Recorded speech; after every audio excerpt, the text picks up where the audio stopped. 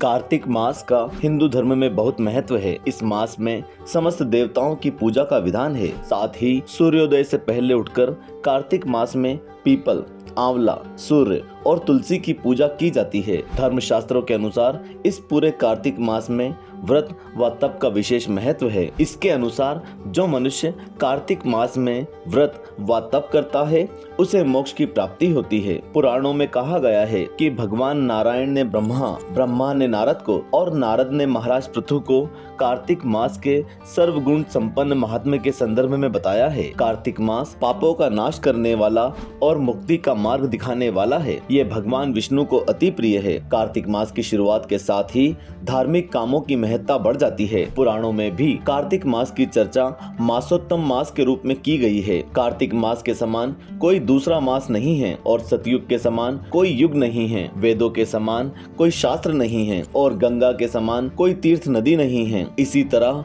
सभी देवताओं में भगवान विष्णु और सभी तीर्थों में बद्री नारायण को सबसे श्रेष्ठ माना गया है। इसलिए इस पवित्र मास का महत्व बढ़ जाता है। इस महीने तप एवं पूजा पाठ और उपवास का महत्व होता है, जिसके फल स्वरूप जीवन में वैभव की प्राप्ति होती है। इस माह में तप के फल स्वरूप मोक्ष की प्राप्ति होती है। इस माह के श्रद्धा से पालन करने पर दीन दुखियों का उद्धार होता है, जिसका महत्व स्वयं विष्णु ने ब्रह्मा जी से कहा था। इस माह के प्रताप से रोगियों के रोग दूर होते हैं, जीवन विलासिता से मुक्ति मिलती है। और आइए अब जानते हैं कार्तिक मास में क्या करें। कार्तिक माह में दीप दान और अन्न दान करना जरूरी है। इस माह के अक्षय नवमी, तुलसी विवाह, एकादशी और कार्तिक पूर्णिमा के दिन दान करने से उत्तम फल की प्राप्ति होती है, जो शरद पूर्णिमा से कार्तिक पूर्णिमा तक होता है। कार्तिक में तुलसी की पूजा की जाती है और तुलसी के पत्ते खाए जाते हैं। इससे शरीर निरोग बनता है। ब्रह्म मुहूर्त में उठकर स्नान करके सूर्य देवता एवं तुलसी के पौधे को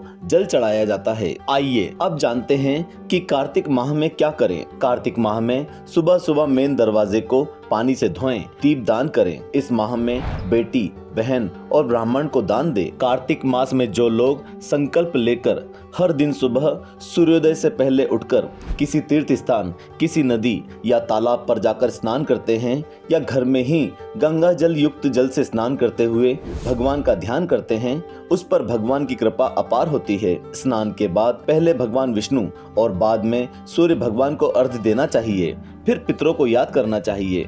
स्नान के बाद नए और साफ कपड़े पहने और भगवान विष्णु जी का धूप, दीप, नैवेद्य, पुष्प और मौसम के फलों के साथ विधिवत सच्चे मन से पूजन करें। भगवान को मस्तक झुकाकर बारंबार प्रणाम करते हुए किसी भी गलती के लिए क्षमा याचना करें। कार्तिक मास की कथा स्वयं सुने और दूसरों को भी सुनाएं।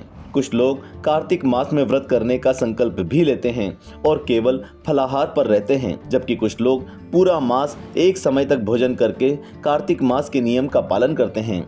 इस मास में श्रीमद् भागवत कथा, श्री रामायण, श्रीमद् भागवत गीता, श्री विष्णु सहस्त्र नाम आदि स्त्रोतों का पाठ करना चाहिए। वैसे तो हर महीने तुलसी का सेवन और पूजन करना श्रेयस्कर होता है, लेकिन कार्तिक मास में तुलसी पूजा का महत्व कई गुना अधिक माना गया है। कार्तिक में तुलसी के पौधे का दान भी दिया जाता है। इसके अलावा अन्नदान, गाय दान एवं आंवले के पौधे के दान का भी महत्व बताया गया है। कार्तिक मास में सबसे महत्वपूर्ण दीप दान बताया गया है। इस महीने में पवित्र नदियों, पोखर, तालाब आदि में, मंदिरों में आंवले के पेड़ के नीचे दीप दान किया जाता है। इससे पुण्य की प्राप्ति होती है। भूमि पर सोने से मन में सात्विकता का भाव आता है तथा अन्य विकार भी समाप्त हो जाते हैं।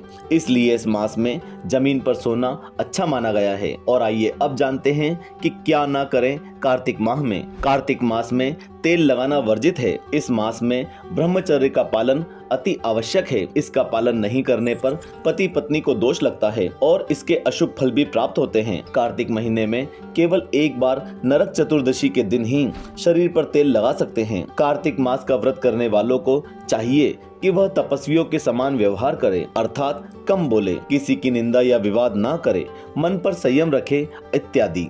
पूरे माह मांस, मदिरा आदि व्यसन का त्याग किया जाता है। कई लोग प्याज, लहसुन, बैंगन आदि का सेवन भी निषेध मानते हैं। इस मास में दूसरों की चुगली ना करें और झगड़े से बचें। कार्तिक महीने में द्विदलन यानी फलीदार चीजें और दालें जैसे कि उड़द, मूंग, मसूर, चना, मटर, राई आदि नहीं खाना चाहिए। तो भाई और बहनों, आपने जाना कार्तिक मास का महत्व और कार्तिक मास में क्या करें तथा कार्तिक मास में क्या ना करें। आपको वीडियो कैसा लगा हमें कमेंट बॉक्स में कमेंट करके बताएं। साथ ही वीडियो को लाइक कर ज्यादा से ज्यादा शेयर करें। ओम नमो नारायणाय नमः।